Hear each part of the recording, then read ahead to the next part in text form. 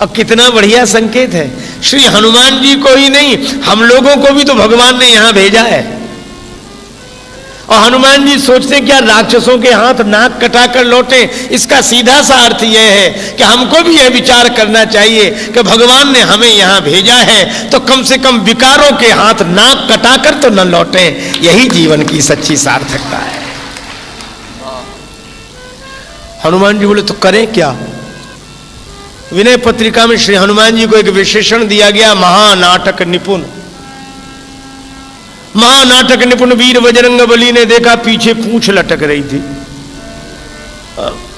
सो हनुमान जी ने दोनों हाथ से पूंछ पकड़ी और पूंछ को ऐसे पकड़े, माथे से लगाएं, बड़े गौर से देखें, पूंछ का चुंबन करें, फिर छोड़ दें। दूसरी बार भी पूंछ पकड़े माथे से। 3-4 बार जब ऐसे किया, रावण बोला समझ गया समझ गया। क्या समझे? कपि के ममता पूंछ पर अंग भंग की आज्ञा सुनकर बंदर को और किसी अंग की याद नहीं आई, पूंछ की याद आई। बंदर की ममता पूंछ पर है। सबई कहो समुझाई। हनुमान जी मन में खुश हुए कि काम बन गया। रावण की दृष्टि पूंछ पर चली गई। लेकिन हनुमान जी ने मन में सोचा कि कहीं ऐसा ना हो कि रावण यह भी तो कह सकता है कि एक तलवार मंगाए के पूंछ देव कटवाए। कह सकता था कि नहीं कि तलवार मंगा और पूंछ काट दी जाए। हनुमान जी ने मन ही मन सरस्वती जी से प्रार्थना की कि इसकी बुद्धि बदल दो। रावण बोला तेल बोरी पट बांधी पुनि पावक देहु लगाए। आप कहेंगे सरस्वती जी से प्रार्थना की, हाँ पुष्टि होती है आगे।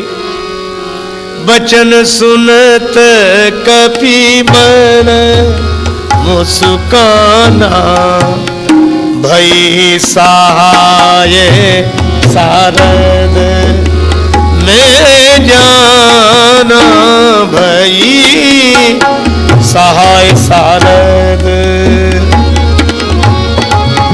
भई सहाय सारद में जाना भई सहाय सारद। रावण ने कहा तेल में कपड़े डुबो, पूंछ में लपेटो, आग लगा दो। अच्छा आप विचित्र यह सोचना कि रावण इतना विचित्र है तो प्रजा कोई कम विचित्र होगी? राजा जैसी प्रजा। राजा रावण ने तो कहा तेल में कपड़े डुबो।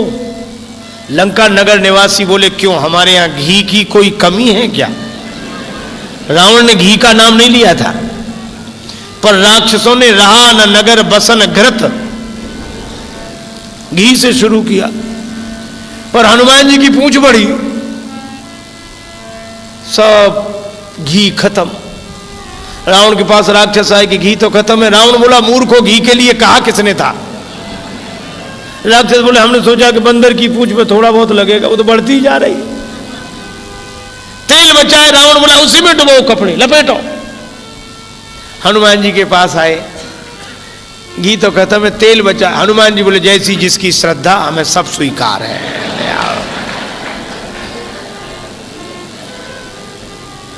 रहा न नगर बसन घृत तेला बाढ़ी पूंछ कीन कपि खेला।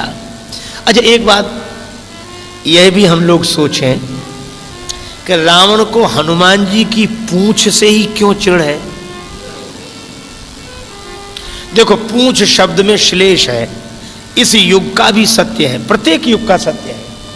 पूंछ अंग विशेष को तो बोलते ही हैं, पर प्रतिष्ठा को भी पूंछ बोलते हैं। कई लोग कहते हैं ना, अरे इन्हें साधारण आदमी समझते हो, इनकी बड़ी पूंछ है। कुछ लोग कहते हैं इनकी तो यहां से लेकर वहां तक पूंछ है। पूंछ पूंछ माने प्रतिष्ठा।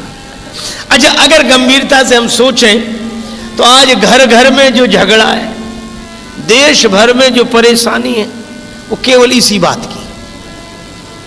हमने देखा है घरों के बाहर बूढ़े आदमी बैठे मिलते गाँव में, वो सांस भरते हुए उनसे पूछो बाबा क्या कष्ट है, क्या बात है? कुछ नहीं, नहीं नहीं बताओ। बोले अब हमारी घर में कोई पूछ नहीं रही, अब हमें कोई नहीं पूछता। बेटे से कहो कि तुम पिताजी को नहीं पूछते, बेटा कहता पिताजी ने आज तक हमसे पूछकर कुछ किया है क्या?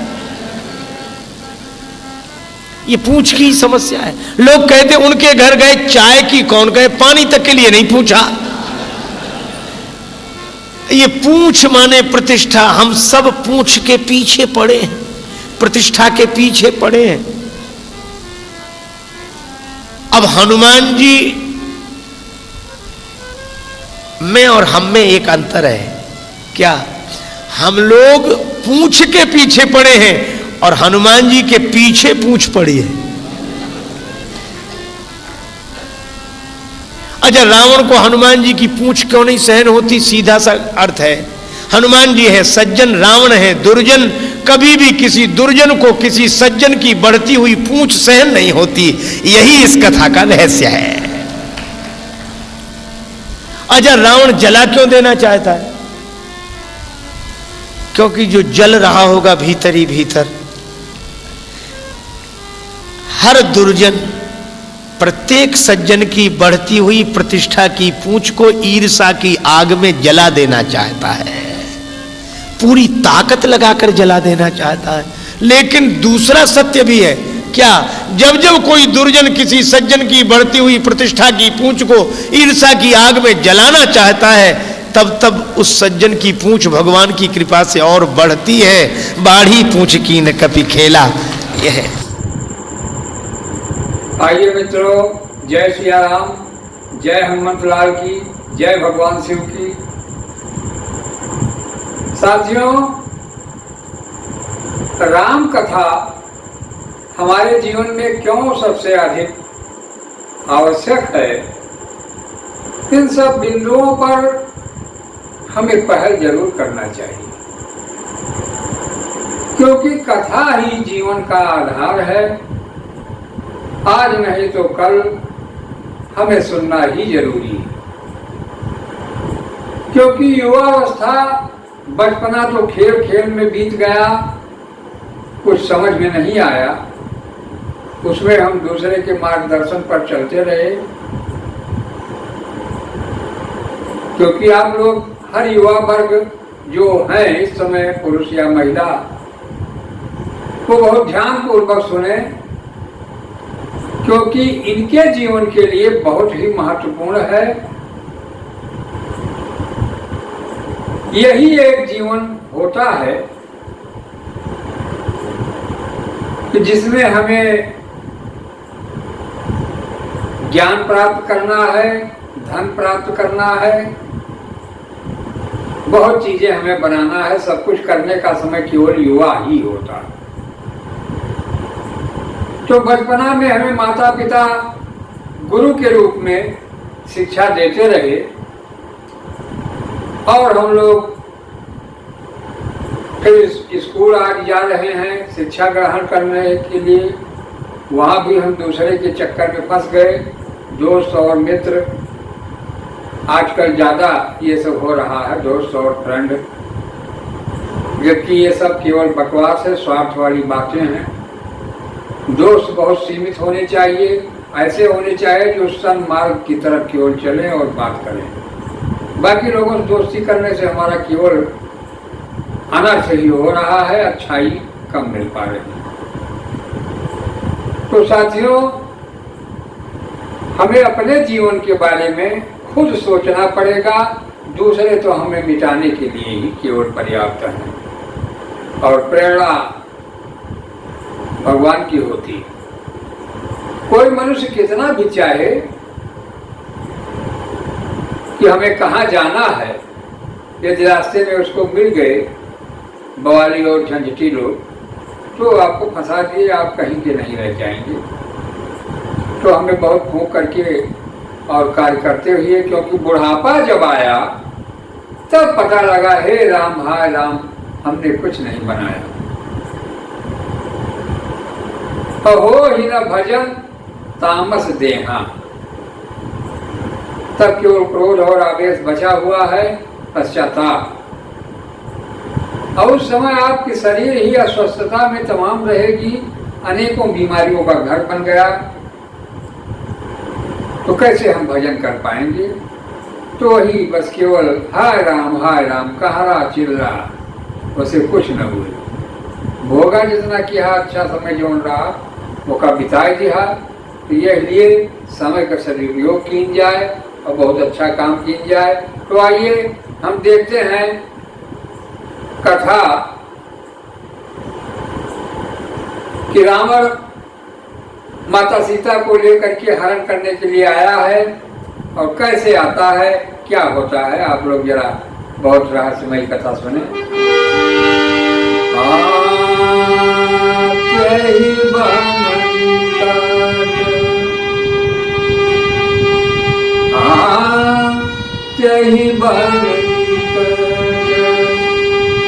दशानन गयऊ यही दशानन गयऊ तब मारीच हो तब मारी कपट मृग भयऊ तब मारी।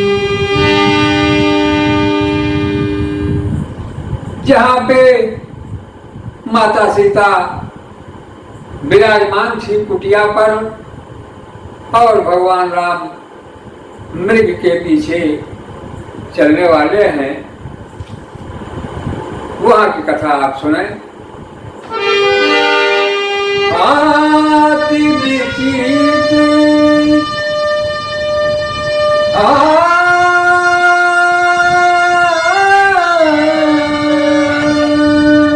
अति विचित्र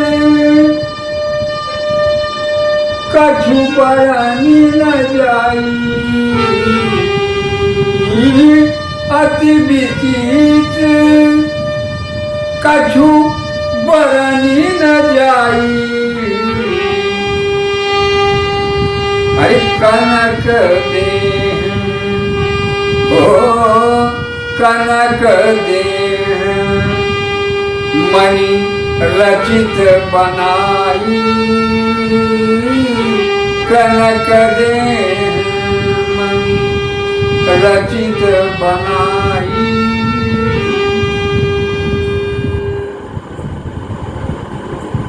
रावण के मामा मारीच जो थे, उन्होंने जब उस वन के निकट यानी कुटिया के पास दशकंधर यानी रावण पहुंचा, तो वहां पर मारीच ने सोने का कपट मृग का रूप बनाया, बड़ा ही विचित्र रूप, सोने की देह उसने धरा।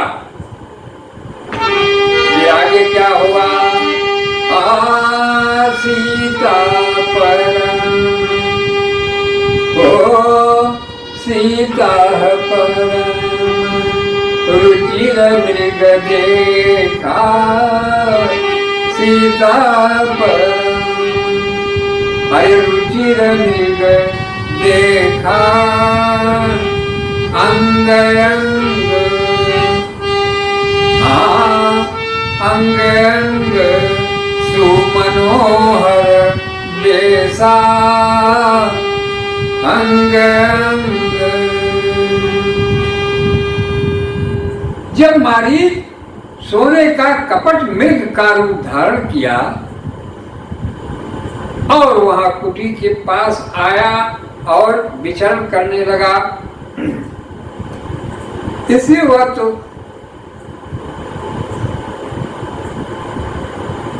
माता सीता ने उस मनोहर मृग को देखा। उसके अंग अंग को बड़े ही मनोहर रूप में उनको बड़ा अच्छा लगा। तो भगवान राम से कह रही हैं, क्या कह रही हैं? अरे सुनहु देवा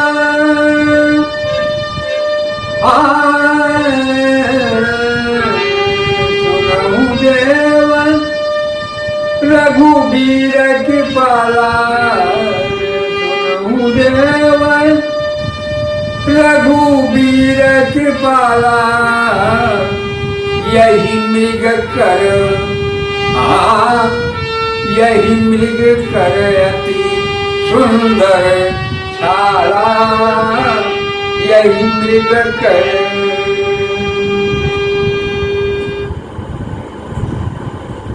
अब भैया यहीं से बवाल खड़ा होगा। कौन बवाल खड़ा भा? माता सीता देख के वह रूप सोने के मृग बड़ा विचित्र देखी, तो भगवान राम से कहती हैं कि हे प्रभु, ये बड़ा सुंदर मृग है और इसकी मृगछाला बड़ी सुंदर होगी। फिर आगे क्या बोली?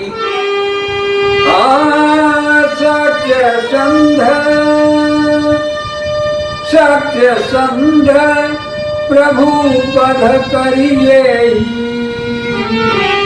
आनहु चरम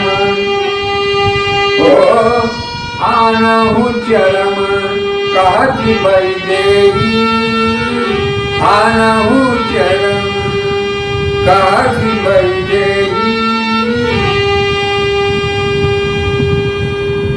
कहा है प्रभु, यह वध करके और यह लाई दिया।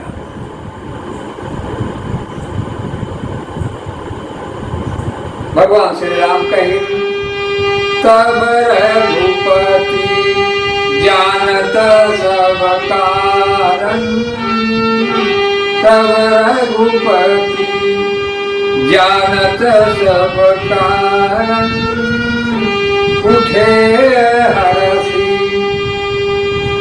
भगवान श्री राम सारी बात का जानता है, लेकिन क्या करें, देवतन का कार्य समारक टाइम हुए उठ पड़े। अरे तब रघुपति जानत सब कारण उठे हरसी, सुर काज सवारन उठे हरसी। भगवान श्री राम उठ करके और हंसे अपने मने में कि अब देवतन का कार्य सिद्ध करे समारक बा। अब इस समय यहीं से विशेष लीला भगवान श्री राम की प्रारंभ हो रही है। इसके पहले तो जो जीवन चला आपने देखा ही है कि 12 वर्ष तो वहां पर बीत गया था चित्रकूट में ही। इसके बाद पंचोटी में विराजमान। मृग बिलोकी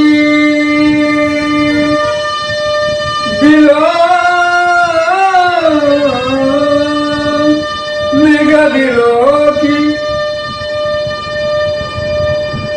कटी परिकर बांधा, कर कर चाप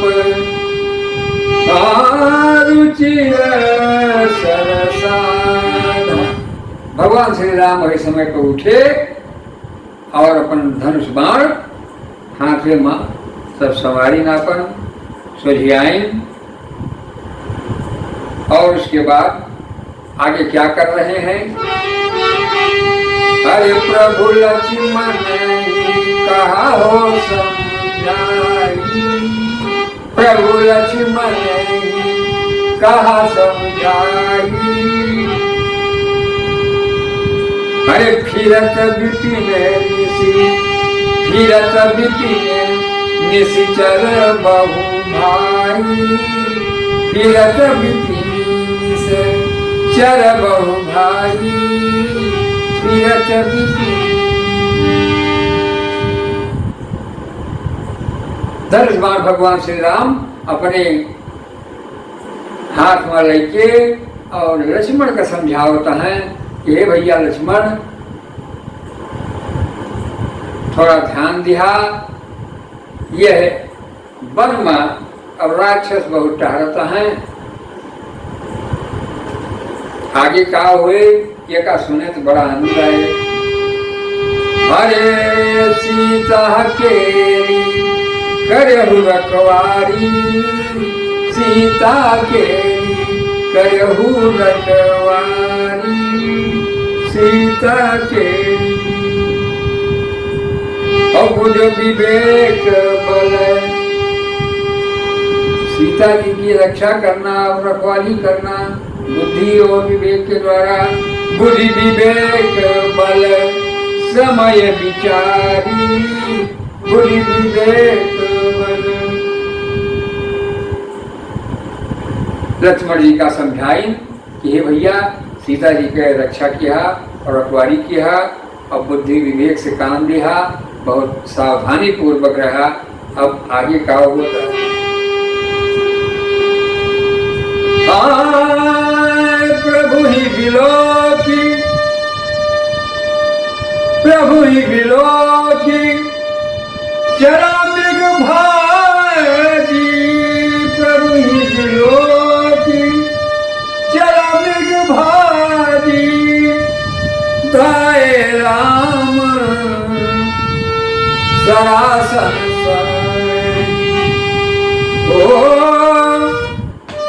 धाये राम सरासन। अब भगवान श्री राम का देखिए जैसे मृग भगा वो बहुत जोर से, और राम जी का की हिंद वो अपन धनुष बाण तरकस चढ़ा के और वो करे पीछे दौड़ पड़ी।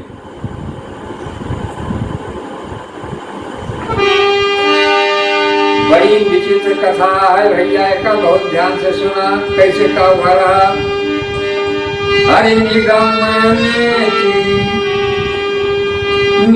नेति शिव ध्यान न पावा, निगम नेति शिव ध्यान न पावा। माया मृग,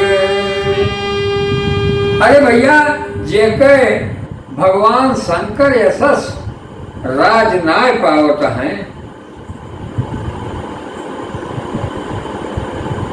वे आज कौन दशा है। निगमने की शिव ध्यान न पावा, माया मृग पाछे हो सोई धावा। माया मृग, ये कह भगवान शिव सस महिमा ना समझ पाता है रहस्य, वो यार माया की मृग पर ओकरे पीछे दौड़ा। साथियों, तो ये कथा आपको कैसी लग रही है मित्रों, आप हमें कमेंट के माध्यम से बताएं। इसकी आगे की कथा आपको हमारे दूसरे वीडियो में मिलेगी। तो हमारे चैनल को आप लोग अगर सब्सक्राइब ना किए हो तो कर लें, और ज्वाइन अगर कर लेते हैं बहुत थोड़े से उसमें, तो आपको सबसे पहले हमारे बड़े ही रहस्यमय वीडियो मिलते रहेंगे और हमारा भी उत्साहवर्धन होता रहेगा। और इस कलिकाल में आपको बहुत बड़ी दवा, क्योंकि राम कथा बड़ी दुर्लभ है इस संसार में, बाकी तो आपको सब मिल जाएगी। तो साथियों, ये चैनल हमारा कैसा आपको लगा प्रोग्राम, आप लोग हमें कमेंट के माध्यम से जरूर बताने का कष्ट करें। जय सिया राम मित्रों, जय भगवान।